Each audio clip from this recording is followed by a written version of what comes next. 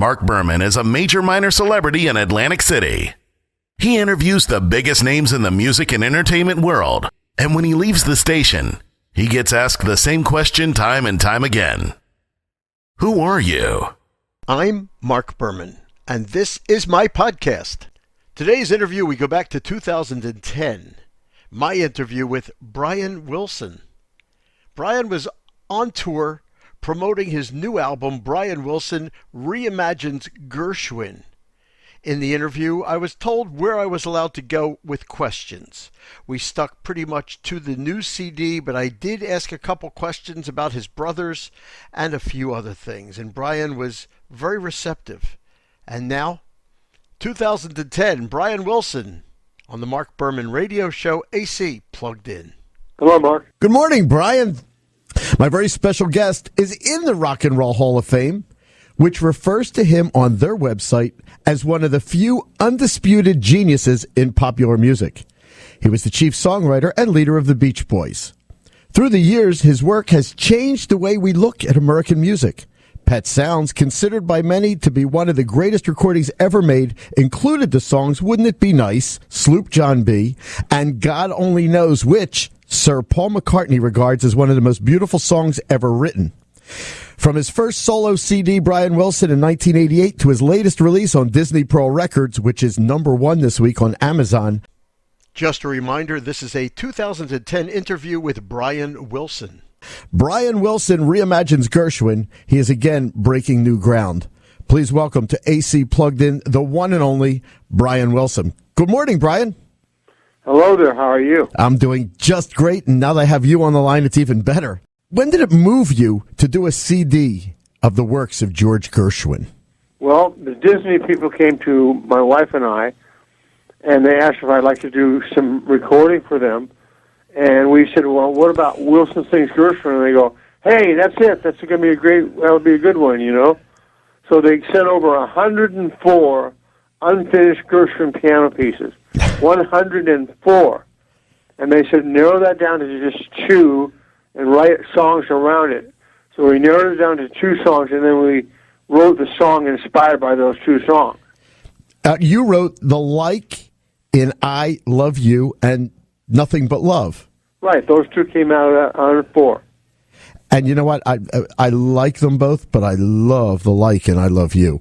That's a good one. Yeah, that's a really good one. It does. It has the Gershwin qualities, but it's got the Wilson qualities as well. Right, right. And it brings them together.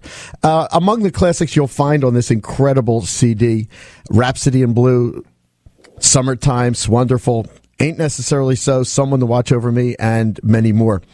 Do you have a favorite track on the album? And if so, which one is it and why? Well, I like You Can't Take That Away From Me because the lyrics are just so sensational, really good lyrics, you know. The way you hold your knife, the way we dance still free, you know, just great lyrics, you know, and a good tune. Did you ever get to meet either of the Gershwins? No, I never met the Gershwins. No, I never did. Although the album is the Gershwins' music, the sound is Brian Wilson. Who influenced you back before there was a Beach Boys? Well, Rosemary Clooney, Chuck Berry, Little Richard, and the Four Freshmen were some of my musical education. Okay, the Four Freshmen you just mentioned, that's the harmonies that we hear, isn't it? I learned harmony from them, yeah. Well, there's a similarity between you and George Gershwin. You both worked with your brothers. The opening line in one of your songs on The Lucky Old Sun, I had a dream of singing with my brothers in perfect harmony, supporting each other. As a fan of yours, personally, when I hear this line, I get a chill, maybe a little filled up. Was that where it started, singing with your brothers at home in Southern California? And where was your first appearance with your brothers? Well, the first appearance was in Long Beach at a place called the Ritchie Valens Memorial back in late 61 or early 62, and that was that. What's your greatest memory of playing with Dennis and Carl? We're recording a song called In My Room. Oh, boy. Class. That just gave me goosebumps. We're coming to you from Atlantic City, New Jersey, and one of the greatest memories in Atlantic City history that still has people talking today occurred in 1983. You were denied being able to play in Washington, D.C. Their loss was, well, our gain and our history books, because you, Dennis, Carl, Mike, Al, Bruce, all came here and appeared on the beach in Atlantic City to 300,000 people. Do you remember playing in Atlantic City in 1983? Do you remember that concert? That was quite a crowd, wasn't it? It was phenomenal. The album is Brian Wilson Re-Imagines Gershwin on Disney Pearl Records, available right now on Amazon and iTunes. Will there be a tour in support of this new album? And if there is, where will it begin? We don't know yet, actually. It's all in the talking stages right now.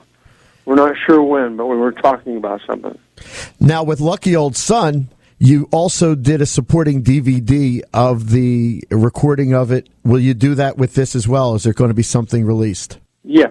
Well, we use digital recording in Pro Tools to get the best sound quality that we can get. Well, I'm looking forward to seeing a DVD of this as well, because I think it's pure genius that you bring the sound of Brian Wilson to the music of Gershwin.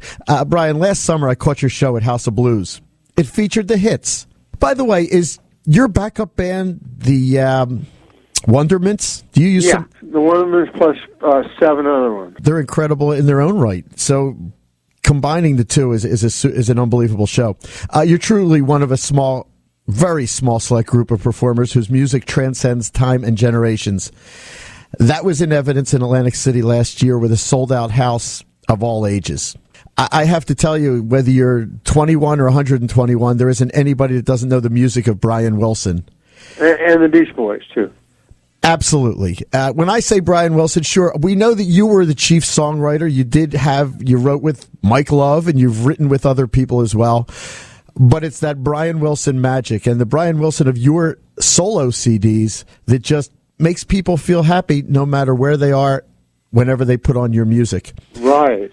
I truly thank you for spending a few minutes with us here on AC Plugged In. Brian, we have to go to commercial, but we look forward to a tour. We look forward to you coming through Atlantic City, and we look forward to this CD, Brian Wilson Re-Imagines Gershwin, becoming an instantaneous legendary CD, which it pretty much is in my book. I thank you for spending a few minutes with us. Well, you're very welcome. Well, thank you very much for the interview. And I hope you have a great day. And we'll be right back right after this. Brian, thank you. You don't know how much this has meant to me. You don't know what your career has meant to me. Everything that you've done with your solo works. And, of course, the Beach Boys. Thank you so much. I appreciate the interview very much. This is Brian Wilson, and you're listening to Mark on AC Plugged In. The Marc Berman Show is always on. Go to marcberman.com for our podcasts of our past shows and interviews.